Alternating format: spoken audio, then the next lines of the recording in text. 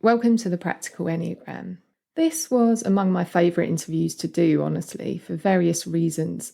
I had planned to ask Flemming about the work he does in organisations, but he surprised me in offering to talk about his book, which was in the final stages of production when we spoke. His 9th Practical Enneagram book, this one proposes a fairly radical new approach to development using the Enneagram, which has as its basis in there being a blind type. The idea is that we have a type whose gestalt of qualities, capacities, and skills we either hate or are indifferent to, and without recognising and working with that, we will struggle to break through what Flemming describes as the glass ceiling between levels 4 and 3 on Riso's levels of development.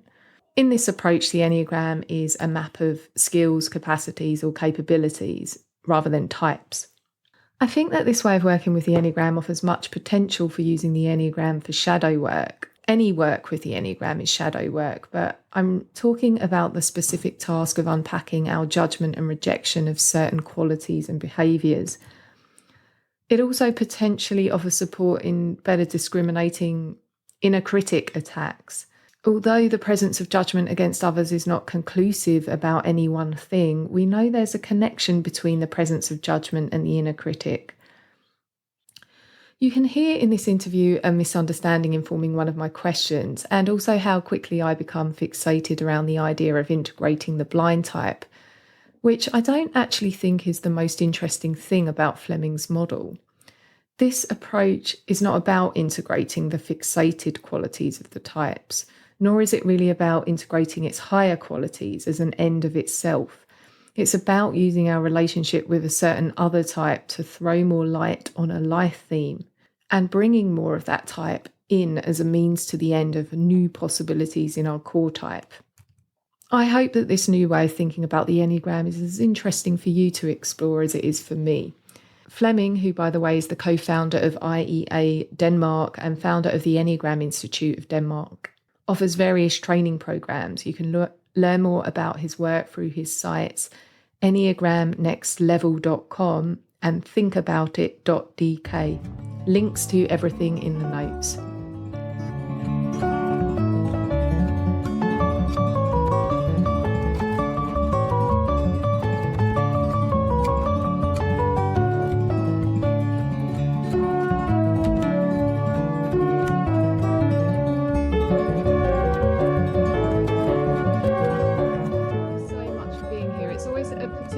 Thrill to speak with Enneagram professionals of your clout, and I'm really excited to learn more about what you do with the Enneagram.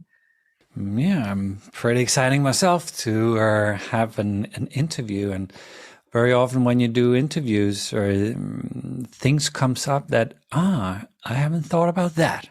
So I'm looking forward to see what I haven't thought about yet in this conversation. Great. So founder and CEO of Think About It, right? That's the organisation. Author of 8 Practical Enneagram books, although I've just learned soon to be 9. Yeah. And particular specialty in using the Enneagram in leadership training and team development. Is that accurate, Flemming?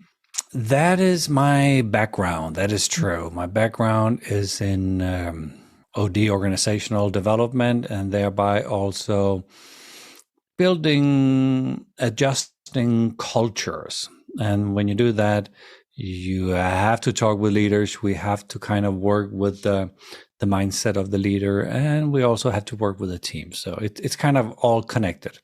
In the beginning, I would never say that this is personal development, because then a lot of leaders would kind of say, nah, we don't need that. We need team building.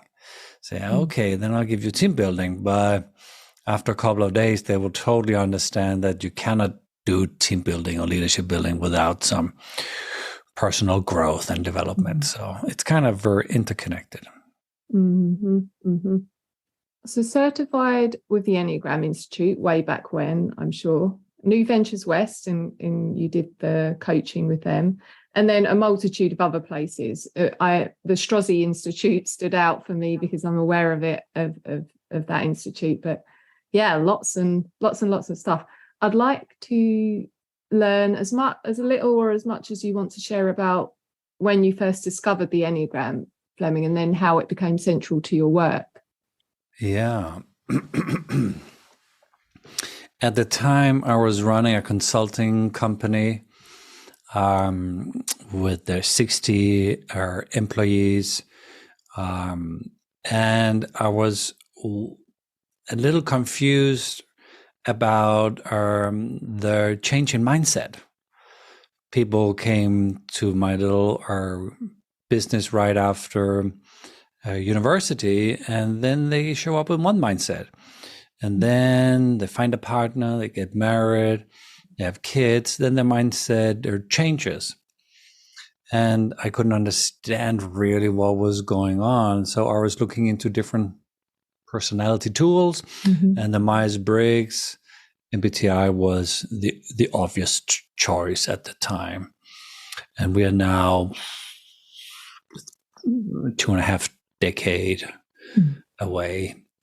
And but I didn't really like the Myers-Briggs. It was very good at telling people their preferences, but there was no real development in it. And then I stumbled across the wisdom of the Enneagram, Don and Ross.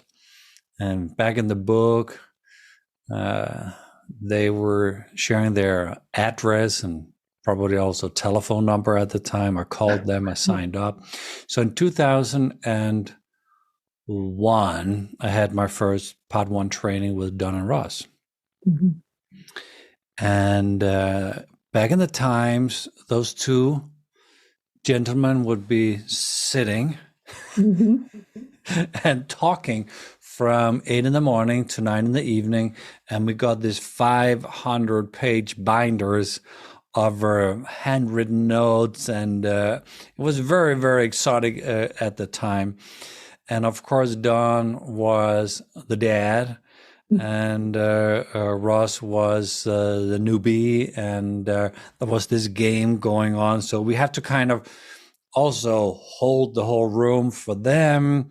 We have to kind of figure out what were they talking about, and it was just a massive download.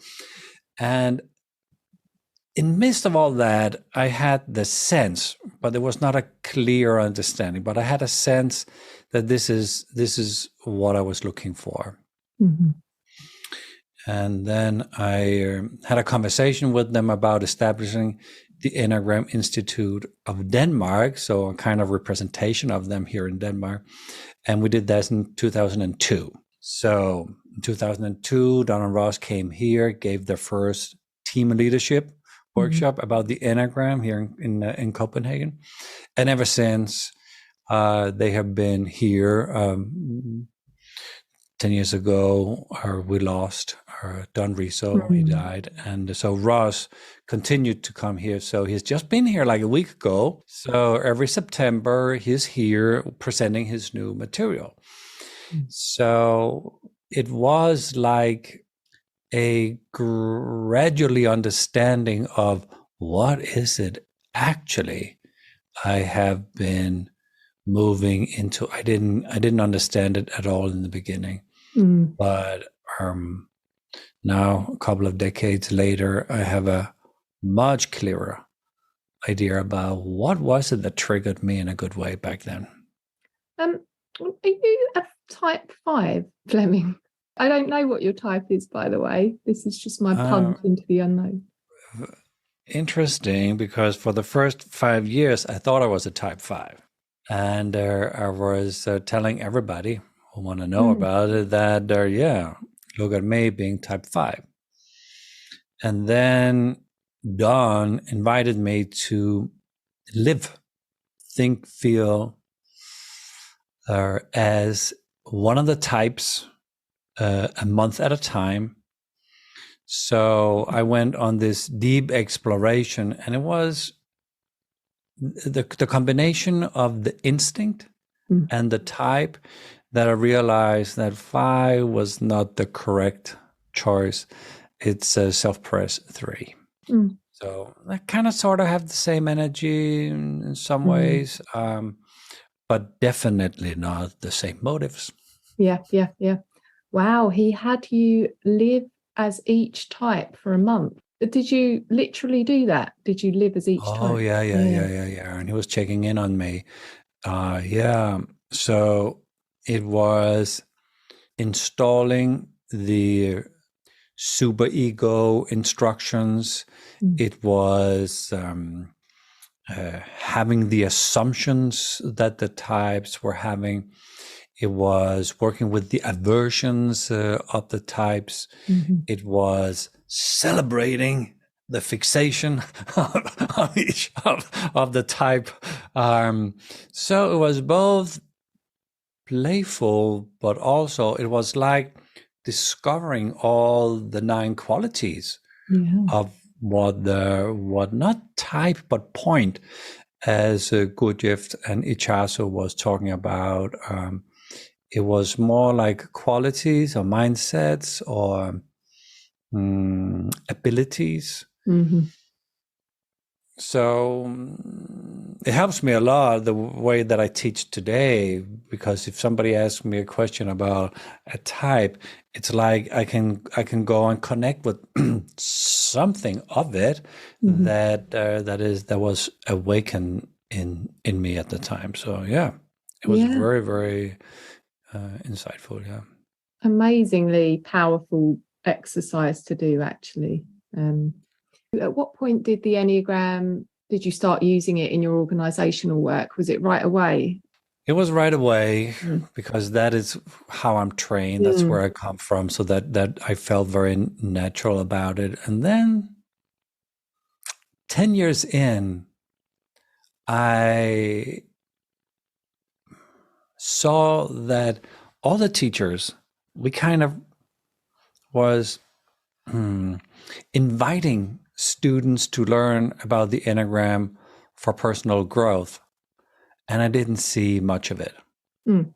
I didn't see it in myself. I didn't see it in others. Some of my teachers haven't done much personal growth, but they were kind of teaching the structure. Mm. And in a way, understanding how you fit into a structure, it makes you more narcissistic. It might make you more identified with the structure, instead of seeing the structure and maybe losing the structure a little bit. And at the time, I went to live in San Francisco with my partner at the time. And that break from my normal playground in Denmark and moving away and trying to see things in a new light, I understood that the Enneagram is pointing towards something. Mm. So let's say for type 8, it's pointing towards, hey, try something from type 2 with a little humility, with a little empathy. That would kind of help you. But I never seen any 8 just listening to that. Okay, that's what I'm gonna do. The change is really, really difficult, and the Enneagram itself doesn't show you the way to permanent positive change. So I took some workshops, and you were mentioning Straussy Yeah. and immunity to change with Robert Keegan and Lisa LaHaye. And at Notre Dame University, I took this integral or leadership program. So I was out trying to figure out in the field of adult development, who's out there who really knows what's going on when the natural biological process stops at kind of age 25. then it has been kind of producing everything you should be doing in your own personal growth and development. But after that point, it's kind of up to you to continue the process. So what to do? And that is now what so I have 3 big materials that I connect with the Enneagram, so we can make the Enneagram work. And that works very, very well in a professional settings with the teams and leadership, and it works very, very well for personal coaching, personal development. So the tools are universal. They can be used in your personal private setting and in your professional setting. What are these three? One of them is immunity to change. Another one is the integral model, and delivered by James Flaherty from he founded New Ventures West and this whole coaching program. And then there is a model of how do we accept the callings. It's called the human journey. How do we accept the callings that invites us to take appropriate actions when that's needed? And it's teaching us about that we're being called all the time. Of course, I'm being called to do this interview, and when it was time to click, I was sitting there waiting until you kind of called me in to the real conversation. But in this conversation, we might call each other forward to talk about something in particular. So you would invite me, I probably invite you. So this calling is happening all the time. Most of us are not listening to the calling. Yeah. So how can we be present enough, ground ourselves? And maybe my background as a Zen Buddhist maybe plays a little role in here that, hey, presence, do your sitting, do your presence work, do you have a practice? Maybe that's part of it, but it works. These are the mechanisms for change as you see them, Flemming, rather than the Enneagram, which doesn't facilitate change on its own. Yeah, I had the fortune of having a conversation with James Flaherty, where I interviewed him with his model, his integral coaching model, focusing on each of the types. I've been talking to Robert Keegan, talking to him about bringing the 9 types in his model. Wow, that's exciting. Yeah, that's very exciting. So it's like a connection with something that is very functional and very useful and very practical and very pragmatic as a type. And you will be able to, when you pick it up yourself, it's like you gain self-mastery in taking your self-awareness into practice. So I think all the different teachers have their different approach on how to make the Enneagram practical. But I'd like to give people the opportunity to continue self-awareness, but also continue self-adjustment or self-growth, self-development. And then maybe once in a while you need to talk to your coach or your therapist and kind of have a boost. But on a day-to-day basis, we need to catch ourselves. So where do I want to go next? Well, actually, I'd love to learn about the book. Let's talk about the books you've written already first, if you don't mind. So we could do that. In the beginning, the books were about leadership, teamwork. And then it changed direction a little bit into coaching. And then it moved into meaning and purpose. So there's been kind of a direction in how I have been using the Enneagram, also in the content of the books. The new one, Flemming, can you share the title with me? Yeah, the title is The Enneagram and Why Your Blind Type Matters. Oh, it's very interesting, even for myself. I think it's a terribly interesting topic. And what happens often is that people focus on their primary type. And if you get a test, you kind of look at all the bars and say, oh, what's the highest, what's the highest, what's the highest? And then you just kind of delete everything else. It's true. Everything that's also part of you, but you forget it. Mm. And you also forget about the lowest. So the Enneagram for me are points or groups, categories, clusters of skills, capacities, abilities. Mm. And okay, the one that you score the highest on, okay, you master kind of that. That's kind of, you master that much that you think that it's you. So it's so deeply integrated that you're kind of identified with that part of your personality. And we all know that the Enneagram is about understanding the attachment to a type. Mm. So the original teachings or the origins of the Enneagram was the discovery of 9 different ways we distract ourselves from what matters most. Mm. And when we kind of get into that distraction, we will understand our attachment and identification. But your blind type would be qualities that are blind. So you don't know them, you don't master them, you don't integrate them. Maybe you have an aversion about them. So for me, my blind is 7.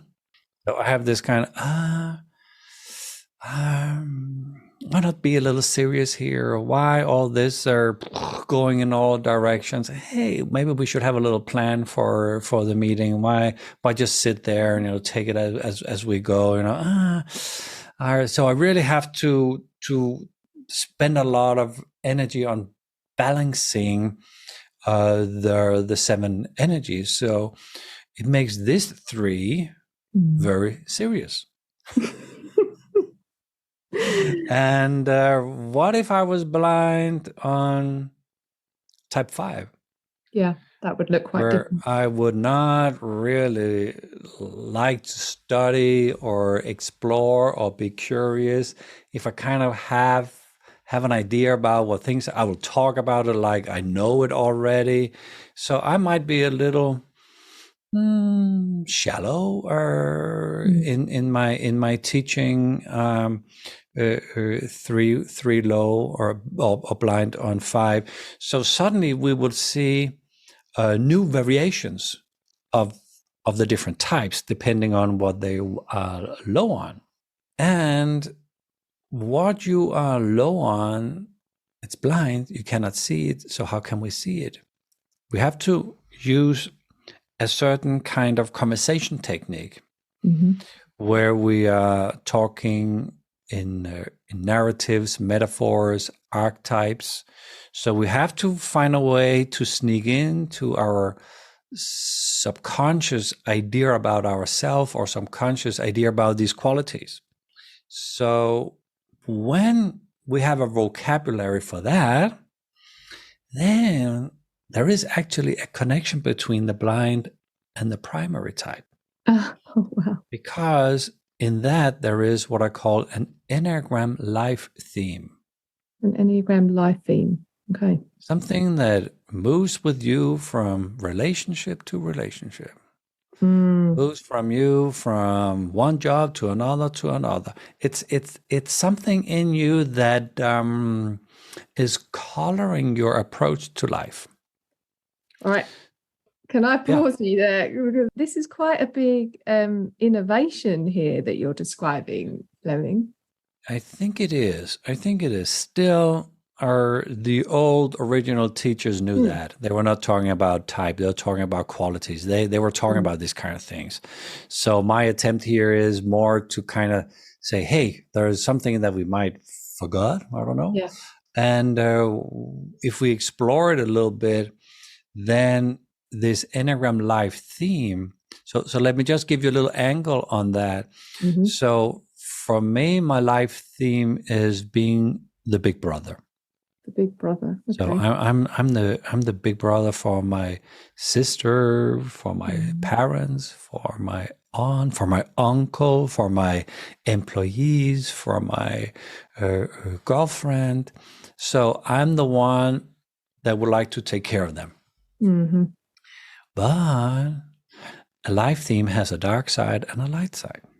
Yeah. So the dark side could be, in theory, that if I take care of others' problems, I don't have to take care of my own. Mm-hmm. Yeah.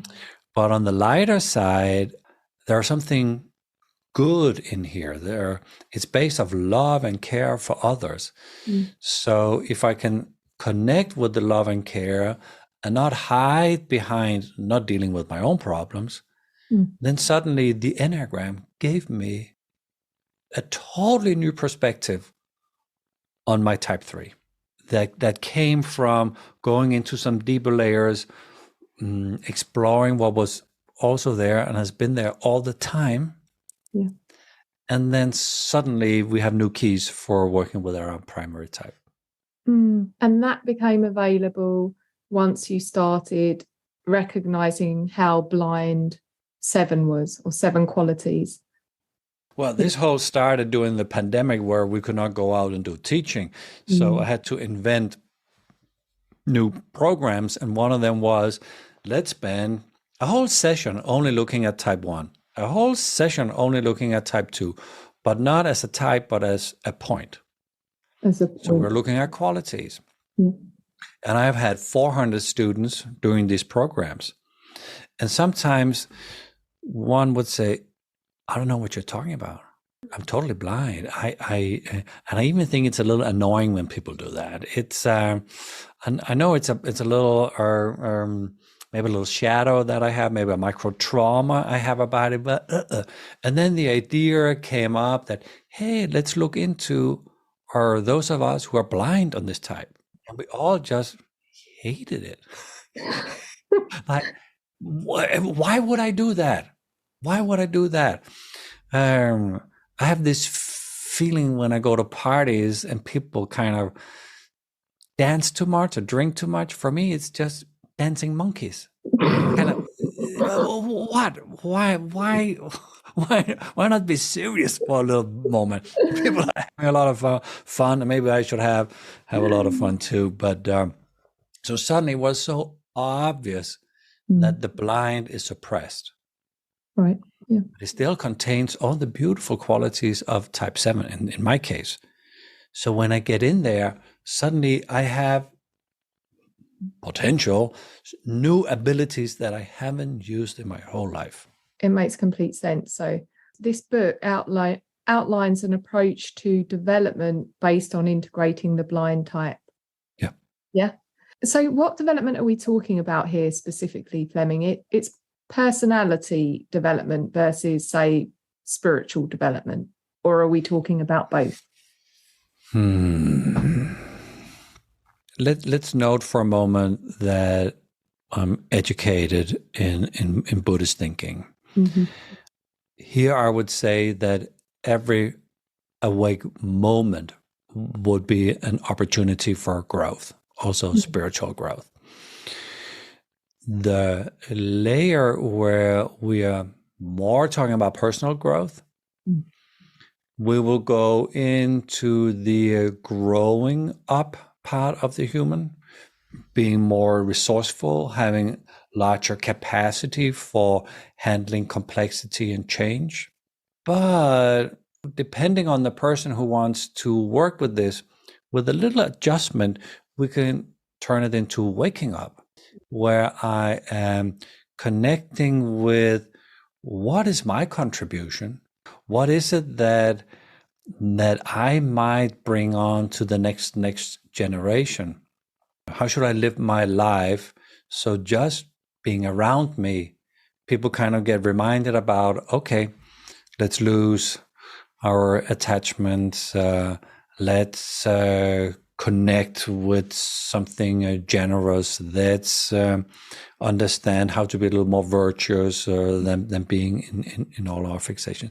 So with minor adjustments, we can open up 2 different kind of vocabularies. I'm doing my international teacher training program, and it is running in Cairo, of all places. Yeah, it's I don't know why I ended up in Cairo, but I love to be in Egypt, and I have very great friends there. And Khaled El-Shabini is running Enneagram Egypt, and he's invited me to do the program for his students. I saw that on his website, Flemming. So is that happening this winter? Yeah, we're starting up. It's a 12-day program in three sessions. So 4-day, 4-day, 4-day. So it's starting up in December. And the purpose of the program is to find the part of the truth that you want to teach. Wow. Okay. So what is that? Is that personal development or is it spiritual development? Mm-hmm. It can be both. Yeah. Because you can kind of go very structured into understanding your purpose, your why, your gift, your calling. But the conversation is also turned into, what is it you think that you are designed to do? What is your design? And if life can use you for some drawings, what would life like to draw using you as its pencil? Mm. So when we go in the Enneagram, I think there is a click between level 4 and 3 in the levels made by Don and Ross. Mm-hmm. And when we click that, something awakes in us that is a little more spiritual than traditional development. And it's like we are touched with some part of the presence that can only understand what presence is, but we cannot understand it. But we're in there, and suddenly we are a little more real. Mm. When we're talking from that part, then we kind of know what to do. Mm-hmm. So in order to work with the blind type, we have to identify the blind type. And I notice you're using the word scoring, which tells me that you're using tests. You're using tests then to do that. Yeah. There are different tests out there, and some of them are designed to zoom in on your primary type. Oh, right. Yeah, that's built into the test. That makes sense. Yeah. I'd never thought. So maybe half in, it will start asking you more about your high scores, and then kind of leave the lower scores out. So you need a test that will be talking to the qualities. Mm-hmm.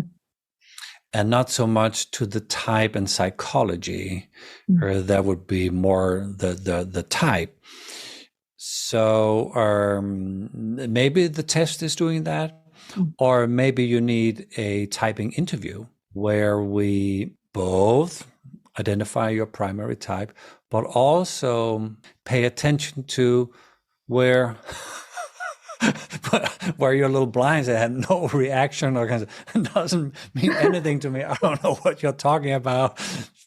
So right now I have a little program here where I'm training a little handful of people to be able to do this kind of typing interviews where we pick up the loads. It's in Danish, but maybe in a near future we would also have it outside Denmark. But you also need to be very tender and sensitive, because there is a reason why you don't want to see it. Yeah. Maybe it wasn't allowed for me to just be playful and have fun. And every time I did that, I was kind of calmed down a little bit. Or maybe the 7 quality was taken by, I don't know, a bigger brother, so I couldn't have it. That was kind of his. So there are many, many, many, many reasons why we did not integrate and master certain qualities.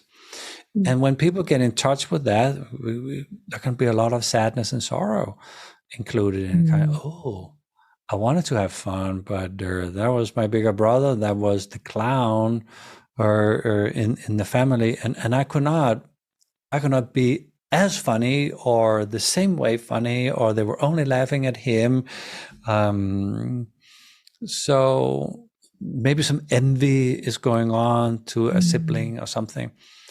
So the conversation when we move into blind, that could be shadows or traumas.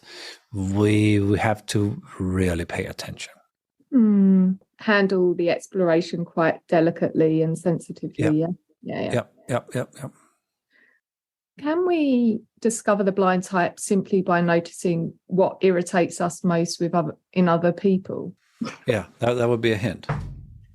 And in particular with our close love relationships, because there's something that they do that just annoys you.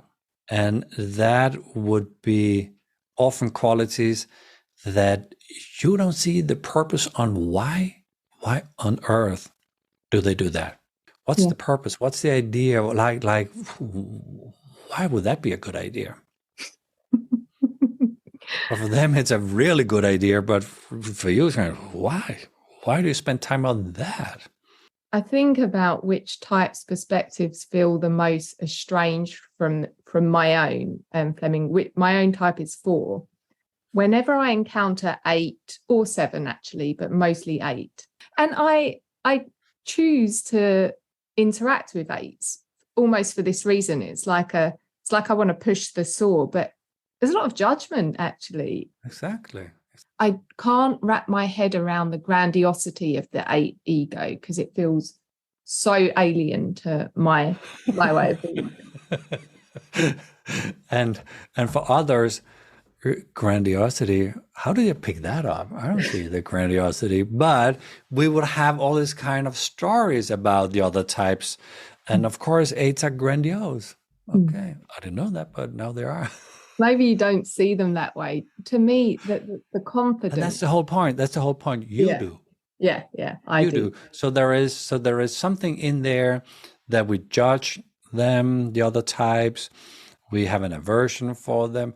Or if we go into deeper layers, we hate the qualities. Wow, yeah.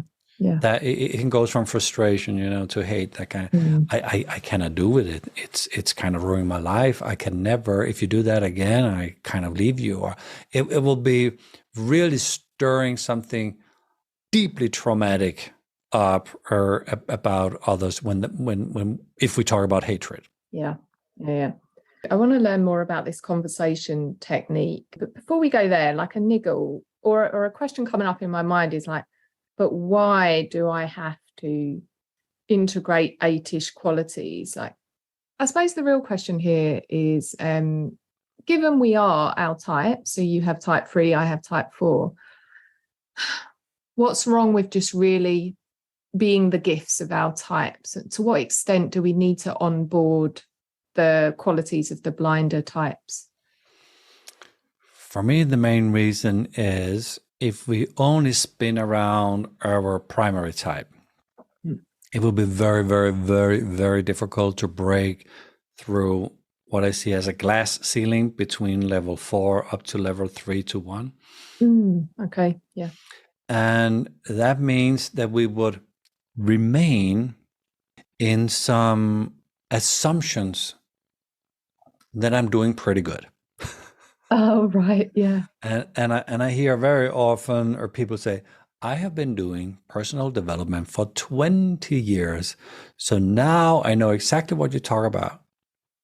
Maybe if you have done personal development for 20 years, you would be curious about what I talk about. Yeah. Not knowing what I talk about. That is an ego fixation that you think you know. So we will build ways of feeling comfortable living up to level 4 is pretty amazing. We're seeing glimpse of essence. We are connected with some of the sensed feelings for, hey, what is this life about? I just had a moment here in my yoga class or in my meditation class. Wow, that was amazing. This is what it. Now I'm here. Now I'm kind of ready. But what happens mostly is if there is a gate that we have to walk through, being on the normal level and lower levels to get into the higher levels, that gate is pretty yummy. Mm. And we like it, and we meditate, and maybe we chant, or maybe there's some scent in the room, or maybe we do beautiful moves or something. But that is only hanging in the doorway. We don't pass, we don't move on, we don't step into the abyss of the unknown that is actually the real life, that is the essence of all of us. Mm-hmm. So if we don't use instruments like blind type, there might be other great instruments, we will talk about the Enneagram and personal growth and spirituality as we know, but we don't know. Mm-hmm. Integrating the blind type and using the blind type to see your Enneagram life theme, taking that life theme to open up the door and the gate into level 321. That is a total new approach to how to work on your primary type. Yeah. So we get a little fixated on our primary type, that we have to kind of work with the passion and the virtues and the holy ideas and fixations, and everything is good.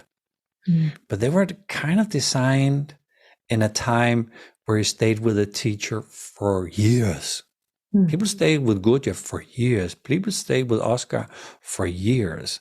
We don't stay with our teacher for years. So a new kind of approach could be helpful. Yeah. And this blind type might be an approach that works for a lot of people. I like the way you're framing this, Flemming. I like it a lot. Okay, so let's say I'm on board with integrating my blind type 8. You will not succeed in integrating your 8 blindness. I won't. No, because it's blind for a reason.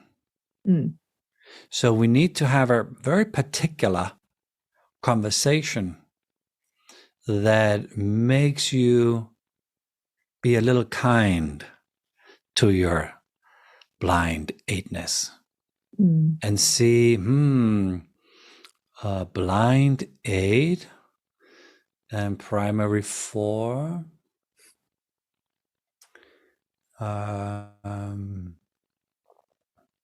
Could say something about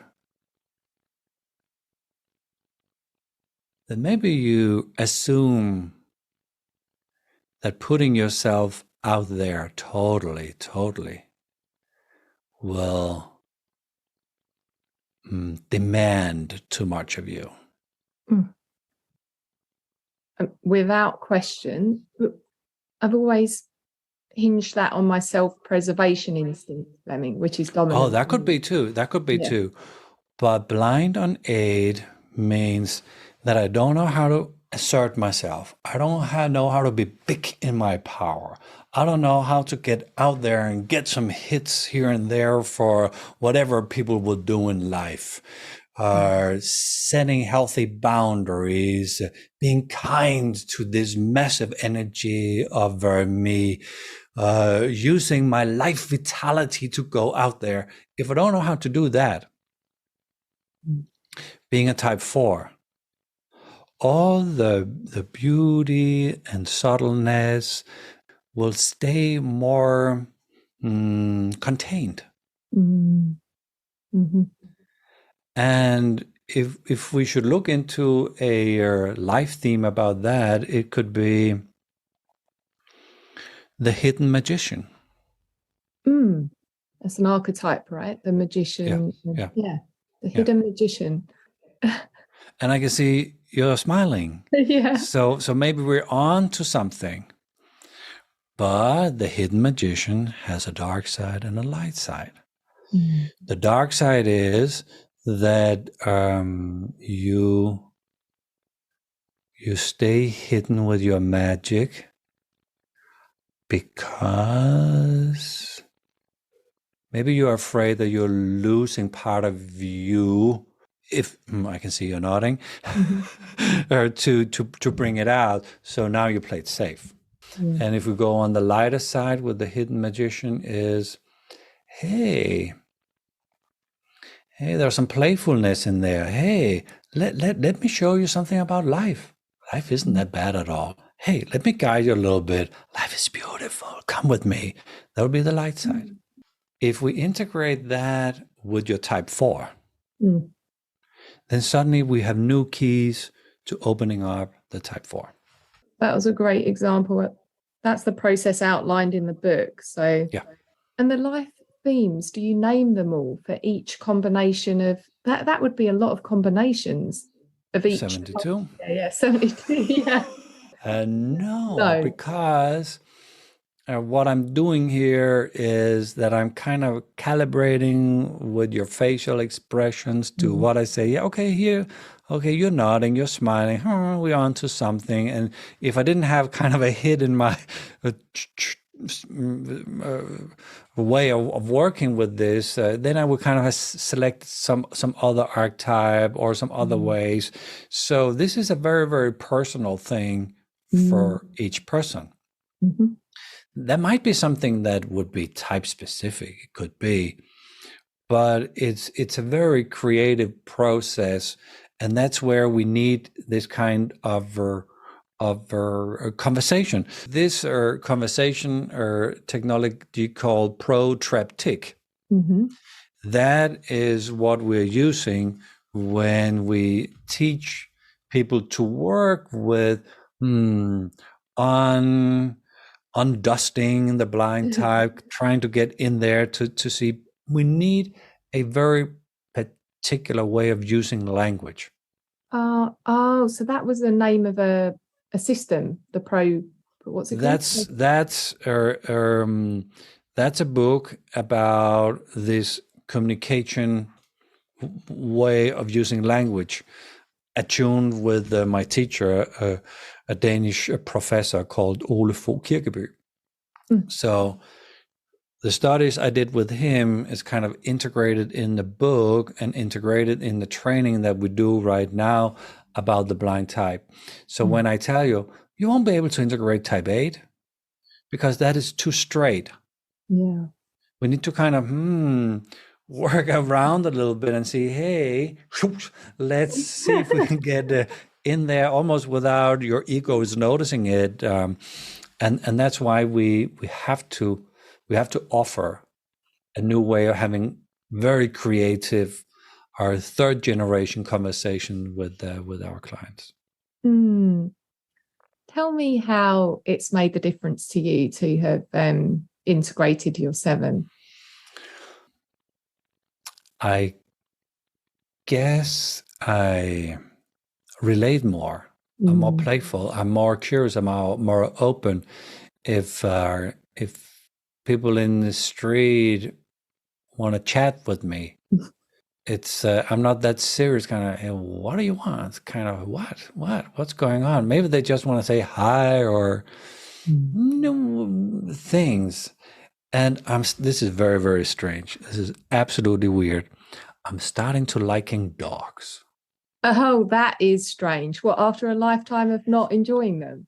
Exactly. I don't see the point. Yeah, yeah. But now the playfulness and the innocence and hey, I'm just here enjoying, and there are no boundaries. They're just dogs are dogs. They're pretty good at being dogs. Yeah.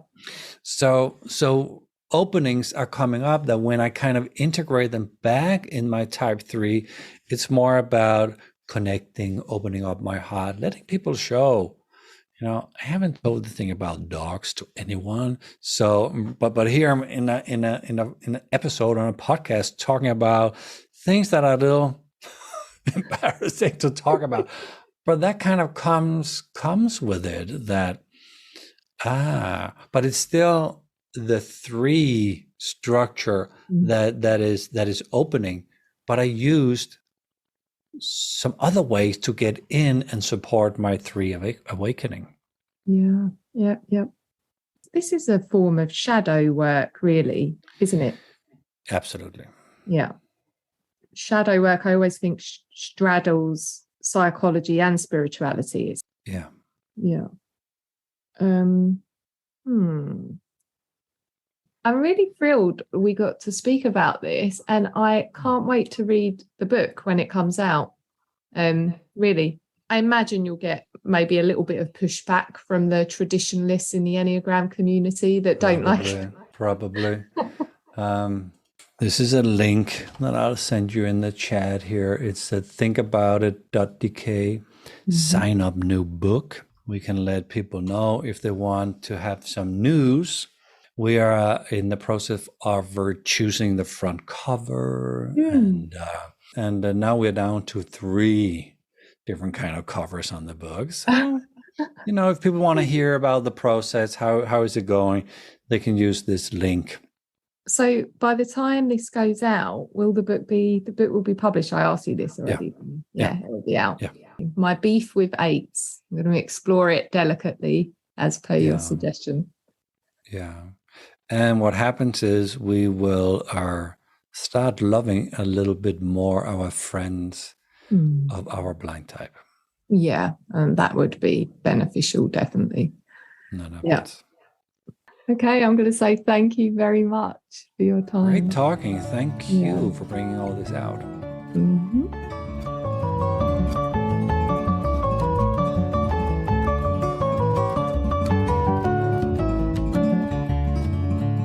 Thank you for listening. Another corker, I think, of an interview next time with Judy Blackwell about the Enneagram and recovery.